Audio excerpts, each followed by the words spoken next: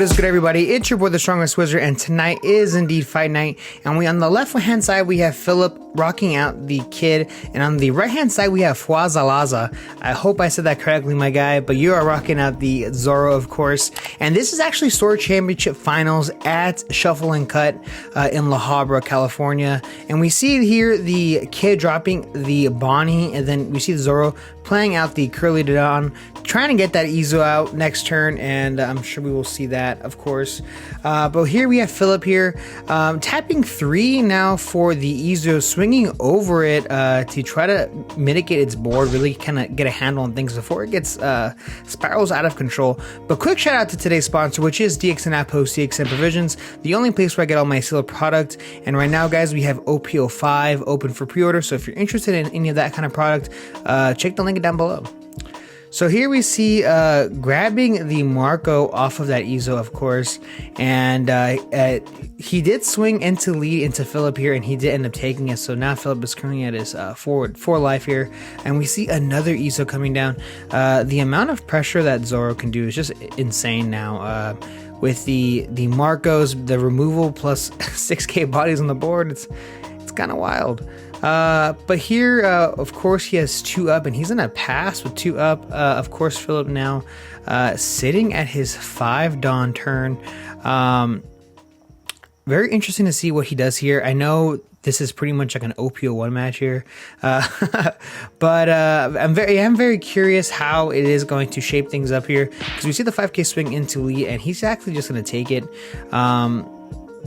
Not really needing, and we see the 5 cost Yamato 5k, and if you don't know what this card does, it has double attack plus double banish.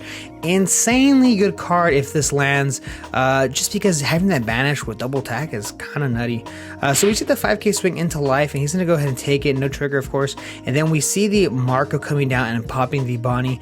I was interested on why Philip did play that Bonnie. I figured there's like a ton of removal, but maybe you know, he's like, if you have it, you have it. If you don't, then whatever, right?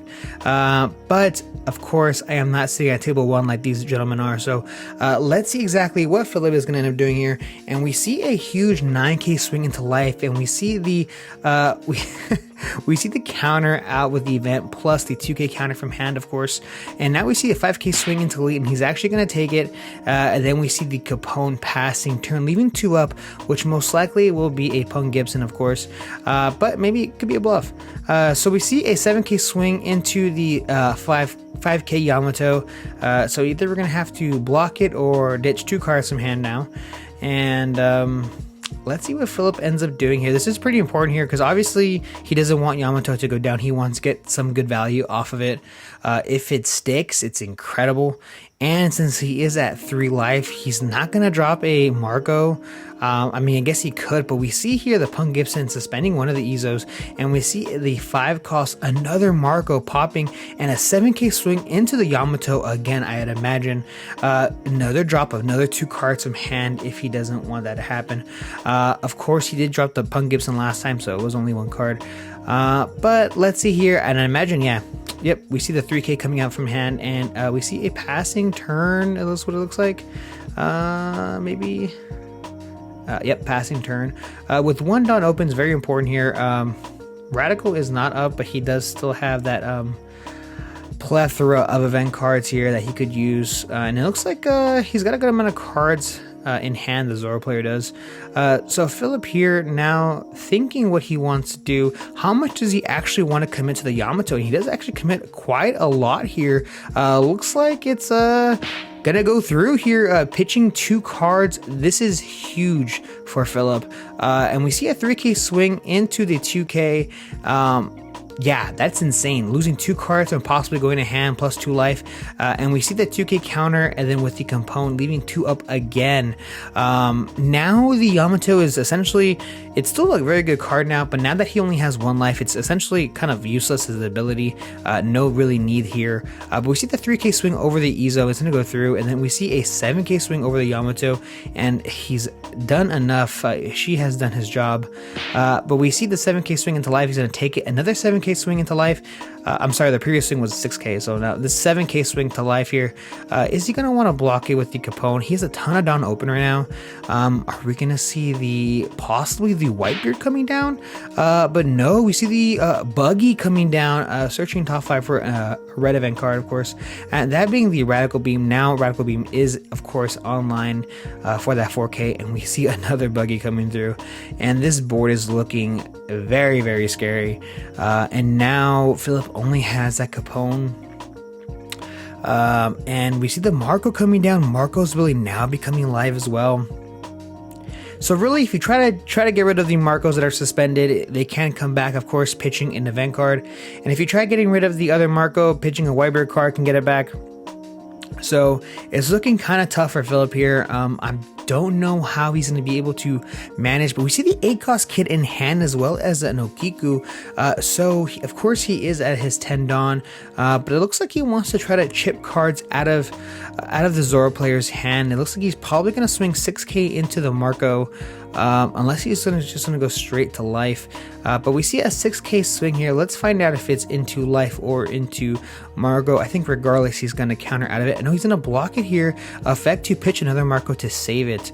And we see the 8-cost kid coming down here, tapping a 1 here, using the ability to suspend itself to play a 3-cost or lower.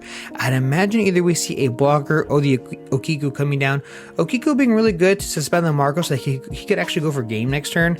But I don't know if he's got enough juice in the tank for that, just because he only has 1 blocker. Marcos are already at 6K with 1 Dawn, they're at 7. Like, that's extremely easy for them to swing for like 10K swings, pitching 2 cards out of Philip's hand very, very easily here. So I completely understand why Philip is taking a bit of a while here. This is a very, very important decision to make. Does he feel safe enough to put the Okiku down? And he does, actually, throwing it down. Yeah. Okay, Fire Fist actually would kind of just destroy this board right now. Fire Fisting, removing the blocker as well as the Okiku, and we see the Fire Fist coming down. Oh my goodness, I actually really did not know that was gonna happen. And yeah, that is very, very sad. Popping both bodies here, and we see the 9K. I'm sorry, that's a 10K swing. 10K swing into it. He's gonna have to pitch 2 cards, and he's gonna have to do it again with the other Marco. And he does, actually, pitching 2 cards here, and we see another 10K swing, which we knew that was going to happen most likely. And now he's only at 2 cards in hand. I'm assuming he's going to have to get rid of it here. He's going to have to, go to trash. And now we have a whole bunch of bodies here.